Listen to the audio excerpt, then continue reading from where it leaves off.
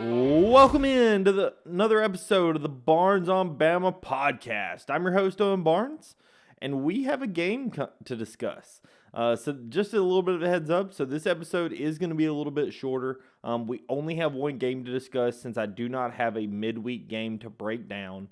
I do have another topic that I want to discuss at the end of the episode, actually a little bit of football news here in basketball season that came up a few days ago. So we're going to talk about the Arkansas game coming up on Saturday evening, and then we will talk about the football news, then we'll get out of here. So first things first, we're going to talk about Arkansas.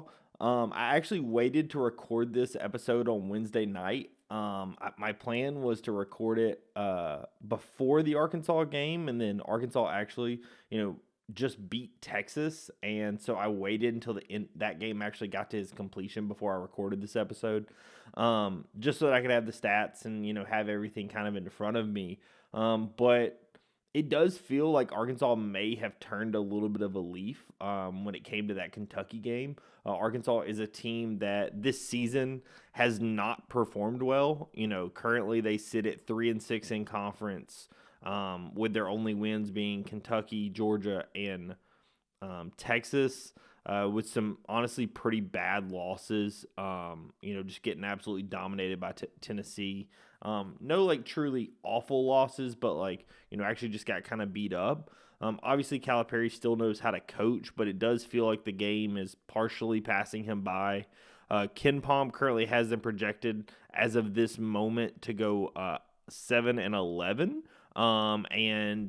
There is an outside shot at 14 bids for the SEC. Arkansas is, firmly playing themselves into the NCAA tournament discussion. This isn't something that we expected because just a couple of weeks ago, Boogie Fland announced that he was going to be shutting it down. He hurt his hand, and he was, as of this moment, is their second leading scorer, their leading assist man, was playing kind of the most minutes on the team, their standout freshman. And like I said, due to the hand injury, he was shutting it down for the season, not going to be playing. I think he's going to end up having to have surgery. And so the question really became, what was Arkansas going to do, right? The offseason news was John Tyson, convinces his friend John Calipari to come to Fayetteville and, opens up this big pile of NIL money, by most reports about $6 million for the team. And Calipari puts together the roster. Obviously, a couple of guys from Lexington with him, in Thiero and Wagner and Avicic, but also puts together some star-studded freshmen, gets some other big transfers. And the question was going to be, how was Calipari going to do? One of the big notes was Calipari, was outspoken about only taking 9 guys, or 8 guys actually.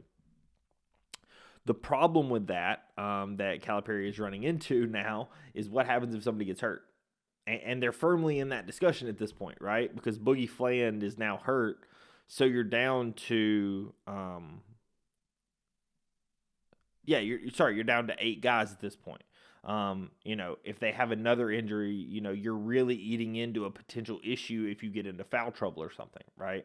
So this is something that, was criticized when it happened. A lot of coaches and a lot of media around the league kind of were like, hey, why is Calipari only going with 9 guys? But, maybe Cal knows something that nobody else does. He's going to be able to allocate his NIL resources a little differently because he's going to have less mouths to feed.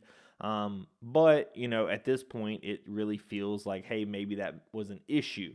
Now, I'm saying that after Arkansas gets 2 solid wins, one on the road in Cal's return to Rupp Arena, one in the Moody Center in Austin.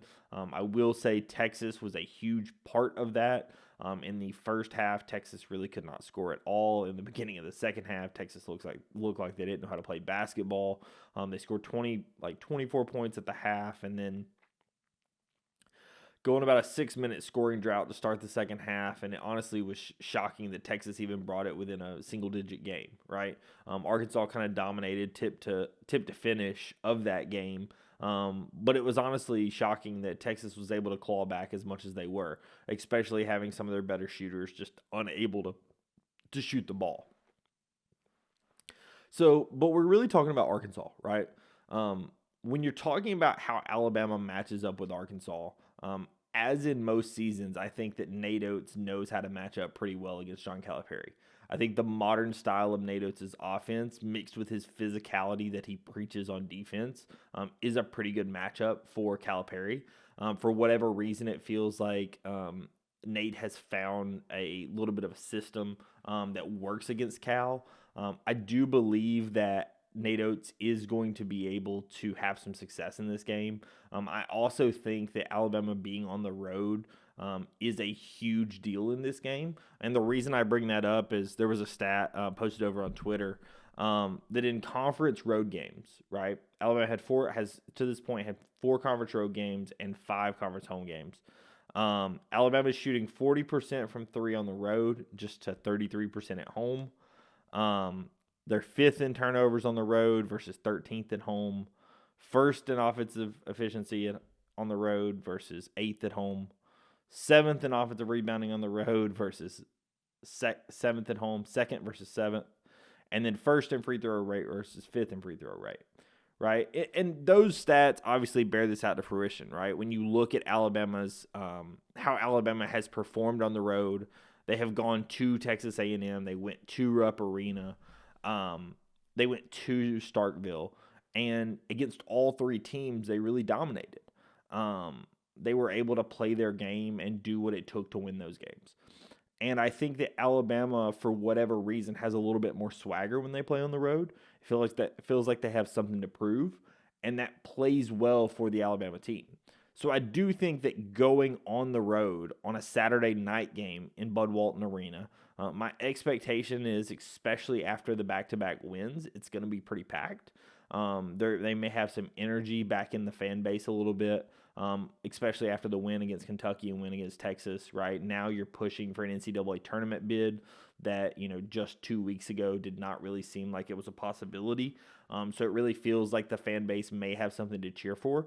So I think Alabama will have a little bit of something to prove in that game. I also think this is a situation where Nate Oates has had an entire week to talk about to look at different things and talk with the team about what the issues have been, right? Nate Oates talked about how turnovers were going to be a huge focal point for him and for the team for this off week, because he knew that, winning in the way that you won against Georgia with 20 turnovers is not something you can rely on. You're going to have to clean up the turnover problems. So I think Nate is fully aware of what the issues currently are with this team. And I think that with a week to prepare, often like when you saw LSU come in and play against Alabama after a week to prepare, oftentimes a team is able to clean up. The other thing that you have to look at is a health standpoint, right?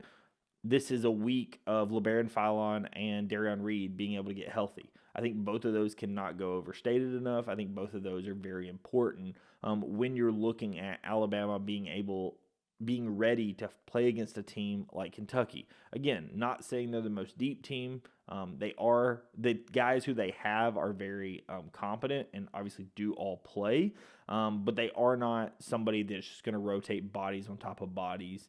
They have their 8 guys that play, and that's who they're going to have playing. So Alabama is going to have a little bit of an edge in terms of people that they can rotate in and out. The other thing that you have to look at when you're looking at a team like Kentucky is they do have a lot of talent, right? When you look at a John Calipari coach team, this is not, even though the meshing of the team has not gone super well, right? They lose their first 5 SEC games. This is a team that definitely has the ability to shoot well, right? I would not expect them to shoot as well as they did in the Kentucky game. In that Kentucky game, they shot 52% from 3. But I will say in the Texas game, they shot 41% from 3. Both of these numbers well above their 33% average for the season, right? So there is a situation where it is possible that with the week off to prepare that Arkansas had before that Kentucky game, that they were able to work on some things that were causing them issues, and Arkansas was able to find a little bit of something. Personally, I'm going to chalk it up a little bit to Kentucky's lack of defense and I think that Texas just, quite frankly, is not that great. I think that Texas had a really poor shooting night, and I don't think their defense is really the best either. And so I do think that Arkansas's good shooting also can just be linked to some poor defense on the other side. But you have to give credit where credit is due, right? Arkansas, over the past 2 games, has shot much better than they have over the last few, right? However, simply put, the thing that you have to know when you're playing Alabama, and what I think this game comes down to, is can Arkansas score enough points? And the reason I say that is Arkansas is the 86th fastest tempo team in the country, including 68th fastest offense. When you look at their SEC games, Arkansas has scored over 80 points just one time. And really, when you look at Arkansas for the entire season against high major games, the only time that they've scored over 80, they scored over 80 twice against Kentucky, but I'm going to consider that one a little bit of an anomaly. That was Cal's return to Rupp. And then against Michigan when they won 89-87, right? Alabama is a team that regularly is going to play with the pace, and Arkansas has played with that pace a lot this season, right? They've been up in the 73, 74. They had a 78 possession game against Michigan, right? Alabama is going to want to push that pace. And Arkansas, due to their athletes and how Calipari wants to do it, he's going to be okay with them pushing the pace.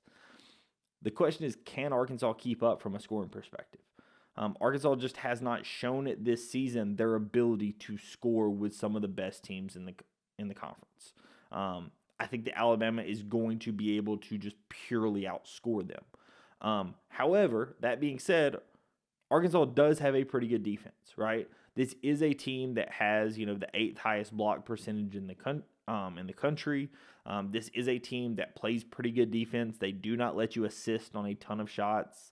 They're near top 75 in that, right? This is a team that on paper is very good, but as you kind of have seen shake out this season, maybe has not clicked.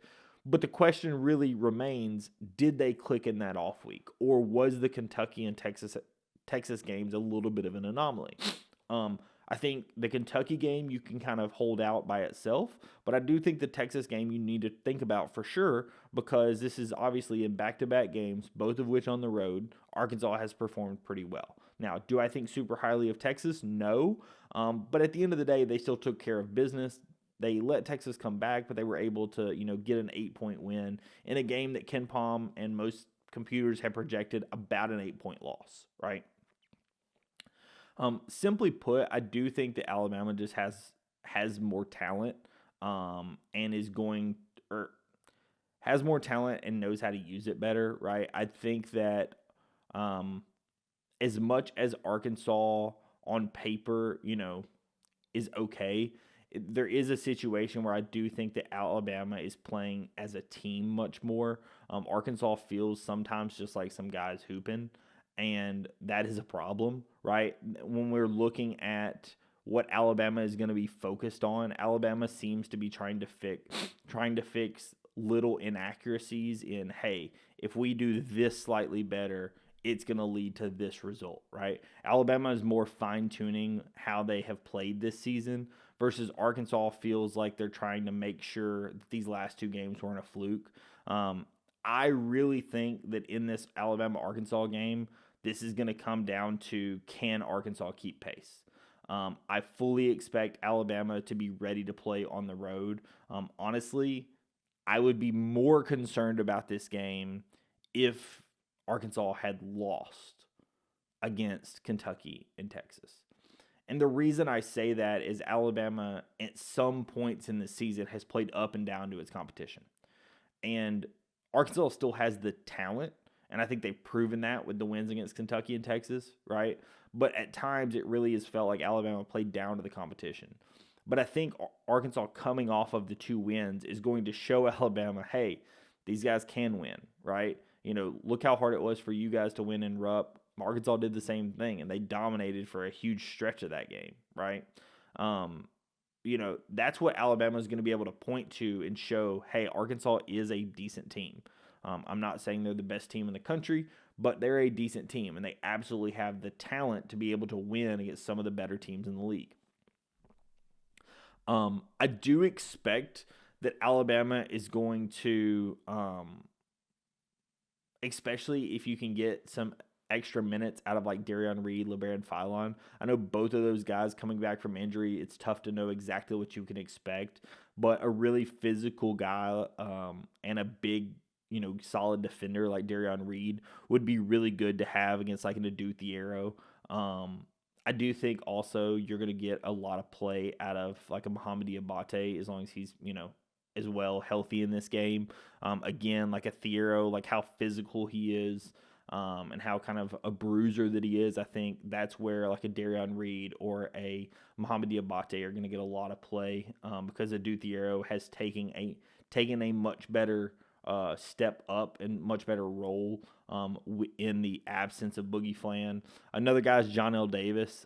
If he continues to find his shot and find a little bit more of what made him so good at Florida Atlantic, this team also could kind of go on a little bit of a run.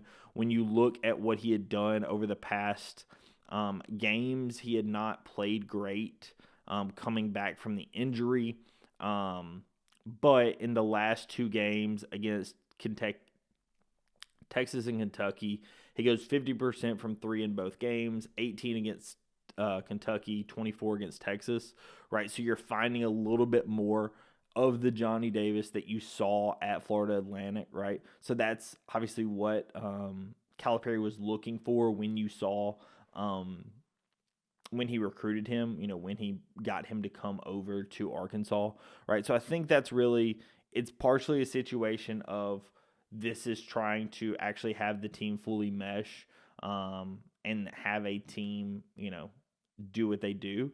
I will say the thing that is similar to when I talked about the Georgia game, I thought that Nate Oates was going to have a little bit of extra, I'm not going to say care about the game, but a little bit of extra emphasis was because Nate and Mike White have recruited against each other a couple of times, like Darion Reed and Asa Newell.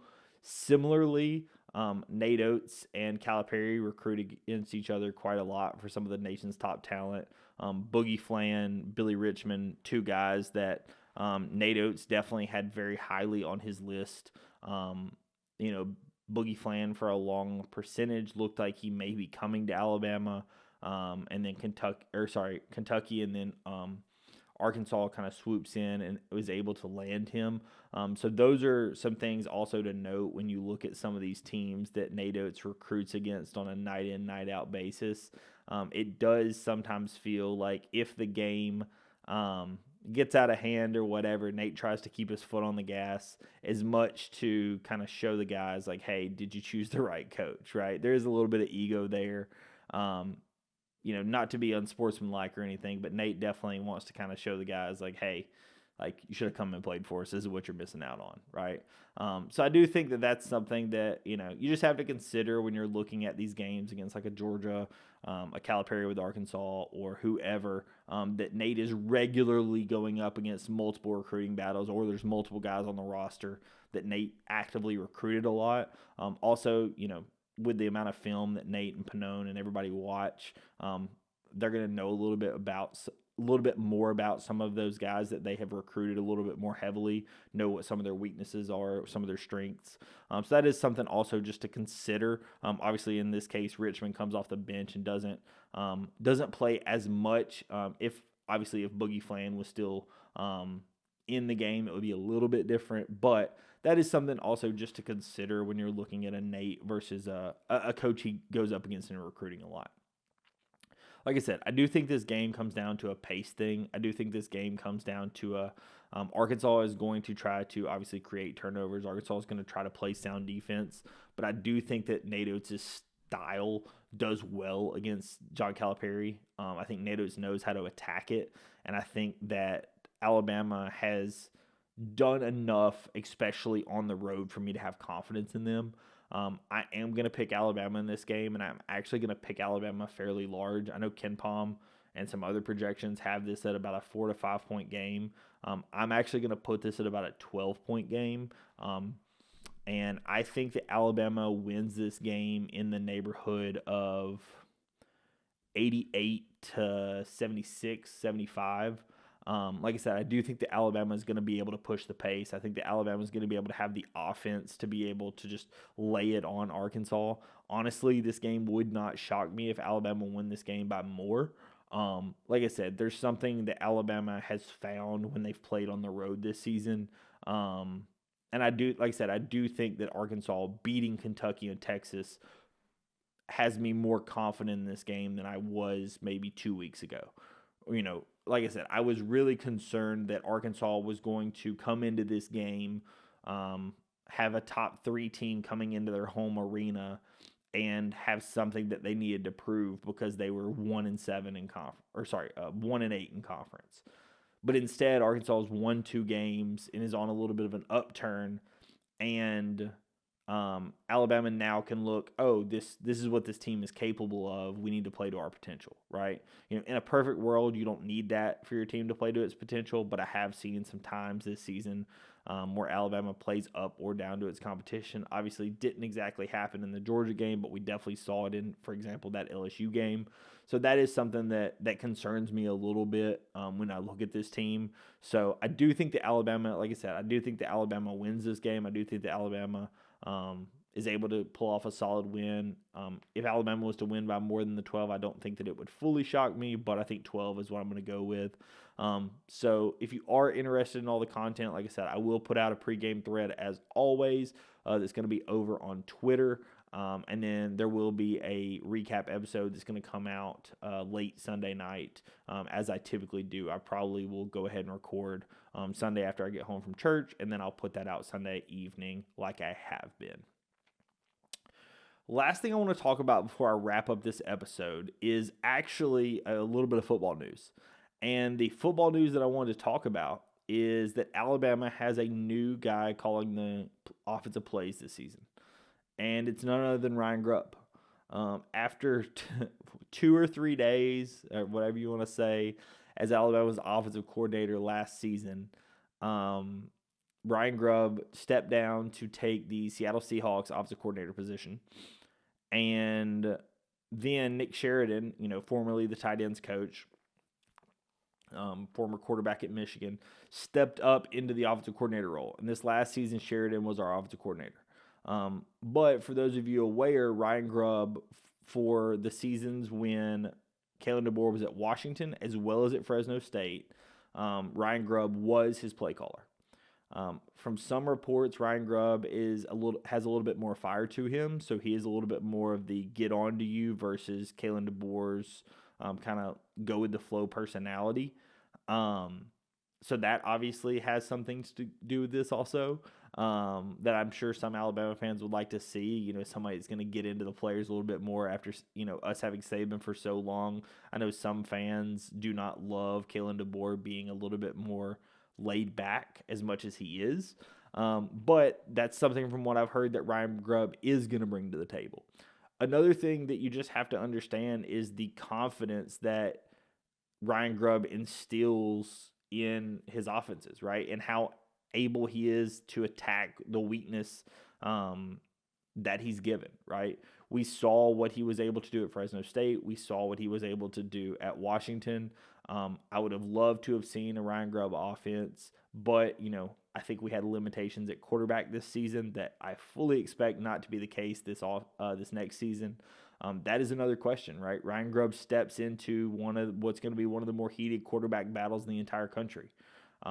We have 3 guys competing for, one of the most coveted spots in the entire country, and that's quarterback at Alabama. I think, obviously, Ty Simpson will have a shot to win it, but that do not count out Austin Mack that traveled with Kalen and, now Ryan from Washington.